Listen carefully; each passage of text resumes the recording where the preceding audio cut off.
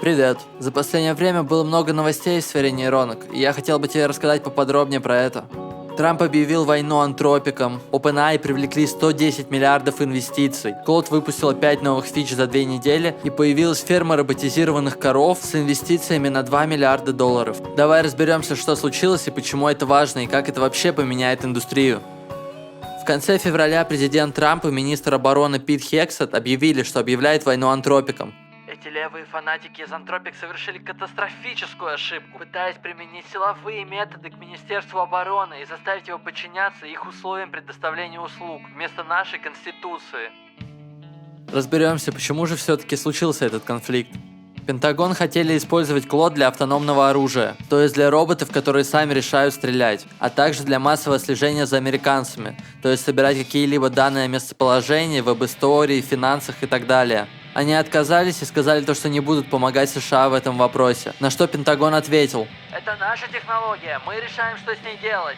На что антропики ответили и посмеялись: «Нет, мы не можем в добрую совесть позволить себе это». Но какие же последствия у всего этого? 27 февраля Трамп объявляет, что все федеральные агентства немедленно прекращают использовать Клод. А 3 марта Пит Хексет формально обозначает Антропик как Supply Chain Risk. Это ярлык, который обычно применяется только к компаниям, связанным с враждебными странами. То есть это Huawei, китайские компании и так далее. К американским компаниям это очень редко применяют. Также антропики потеряют до 200 миллионов долларов контракта и потерю доступа на государственные закупки. Что произошло дальше? Антропики подали в суд 9 марта, и им назначили слушание на 24 марта. Будем наблюдать, как развивается эта история дальше. OpenAI получили 110 миллиардов долларов инвестиций. В то время, пока Антропик воевали с Трампом, OpenAI вовсю гремели со своим новым раундом инвестиций. Кто же инвестирует? Amazon инвестировали 50 миллиардов, из них 15 миллиардов сразу и 35 миллиардов, когда определенные условия будут выполнены. Какие именно условия, никто не знает. Nvidia же, в свою очередь, инвестировали 30 миллиардов долларов. И SoftBank тоже инвестировали 30 миллиардов. Всего год назад, в марте 2025 года, OpenAI привлекли 40 миллиардов долларов, и на то время все говорили, что это самый большой раунд в истории. Сейчас же мы видим в 2,5 раза больше. Теперь разговоров о пузыре будет все больше, больше и больше. Что это значит? Во-первых, это тесное сотрудничество инфраструктуры вместе с Amazon. Amazon становится эксклюзивным облачным провайдером для OpenAI. Nvidia, в свою очередь, выделяет дополнительные вычислительные мощности для OpenAI. Что по числам? OpenAI говорили, что потратит 1,4 триллиона в следующие 8 лет, но теперь уточняют, что более реалистично 600 миллиардов к 2030 году.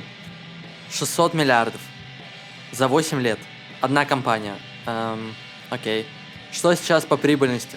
OpenAI теряет 14 миллиардов в год. И при этом всем они ожидают еще больше убытков перед тем, как стать прибыльными.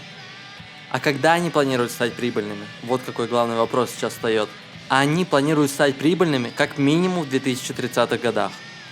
При этом всем IPO намечается, и OpenAI планирует IPO в конце 2026 года. Это IPO должно стать самым крупным за всю историю. Сэм Альтман говорит: «Нам нужно пойти в публику перед Антропик, чтобы захватить аппетит Уолл-стрит». OpenAI инвестирует в себя, потому что Антропик наступает. Антропик сейчас растет невероятно быстро. И OpenAI не может позволить себе, чтобы Антропик стала публично первой. Что вышло нового в Claude Code за последнее время? Удаленный контроль. Что это такое? Это синхронизация между терминалом Claude Code на твоем компьютере и телефоне. То есть ты можешь уйти, оставив свой компьютер включенным и Claude Code терминал, и с мобильного телефона подключиться. И при этом всем это будет не Cloud Migration, то есть куда-то будет в облако уходить твой код, а код будет оставаться на твоем компьютере.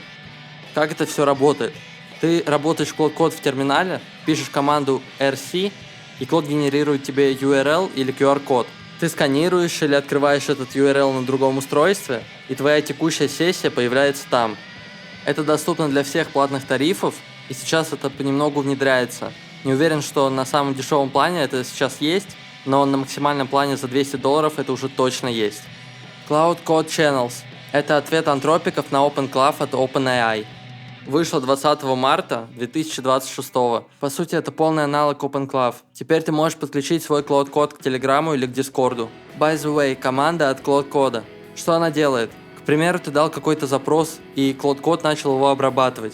Но во время того, как он что-то кодит, ты можешь задать ему вопросы. По сути, ты можешь получше разобраться в проекте или придумать, что дальше делать для твоей нейронки. Какой следующий запрос у тебя будет. Твой ответ будет сохраняться не в основной истории, а в отдельной. Из-за этого ты будешь терять меньше токенов и контекста. Claude Opus 4.6 и Sonnet 4.6 теперь доступны с полным 1 миллионом контекста. Если раньше ты за долгий контекст платил в 2 раза больше цены, то сейчас ты получаешь одинаковую цену, несмотря на контекст. На бенчмарке показалось, что Opus 4.6 поддерживает 78,3% точности. То есть он намного меньше деградирует, в отличие от OpenAI модели. При этом всем OpenAI имеет 36,6% точности на своей модели GPT 5.4 на 1 миллионе контекста. На этом новости с инвестициями не заканчиваются. Есть компания Holter, которая привлекла $2 миллиарда на AI-ошейники для коров. Чем занимается компания Holter?